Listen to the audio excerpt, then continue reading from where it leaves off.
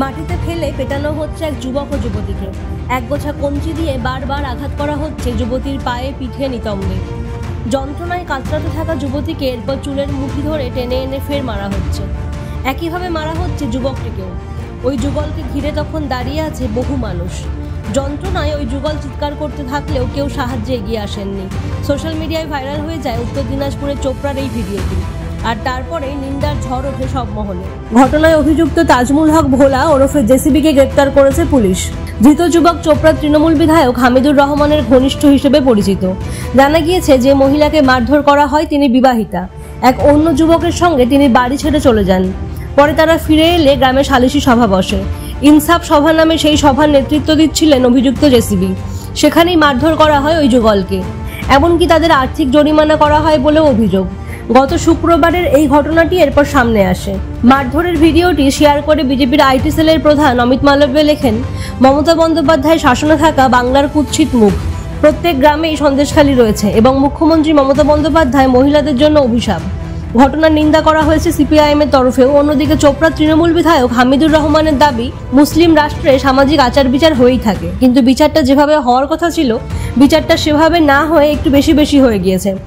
মুসলিম রাষ্ট্রের সামাজিক আচার বিচার হয়ে থাকে, কিন্তু বিচারটা যেইভাবে হওয়ার কথা ছিল তা না হয়ে বিচারটা বেশি হয়ে গেছে। এটা নিয়ে আমরাও ওখানকার গ্রামবাসীকে বকাবকি করছি, বা আইনি যা ব্যবস্থা হয় সেটা করবে। দেখেন, আপনারা তো মহিলাটাও তো কমপ্লেন করেনি, কিন্তু আপনারা বেশি খুঁজাই বেড়াচ্ছেন। কারণ মহিলাটা স্বামী ছাড়া অসামাজিক কাজ করেছিল। অসামাজিক কাজে গ্রাম্য সালিসি বৈঠক বসেছিল। গ্রাম্য বৈঠকে যা হয়ে আমাদের এই অনুপাতে একটা বিচার আচার করেছে, কিছুটা রং হয়েছে। আমরাও অস্বীকার করছি না যে রং হয়নি, ভুল হয়েছে কিছুটা, গ্রামবাসী মিলে করেছে। তো ওটাকে নিয়ে আমরা দেখতেছি কি হয়। কিন্তু মেয়েটা তো কোনো কমপ্লেন করতে যায়নি, মেয়েটার স্বামী কোনো কমপ্লেন করতে যায়নি, কোনো জবরদস্তি কিছু হয়নি। সমাজকে খারাপ করছিল, তার জন্য গ্রাম্য সালিশ বসে একটা করেছে।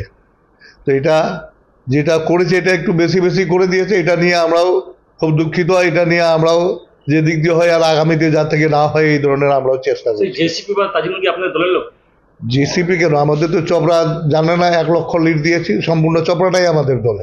কোন পদে আছে দলের? কোনো পদে নেই। এই জিনিসটা যে হলো এটা কি ঠিক হয়েছে?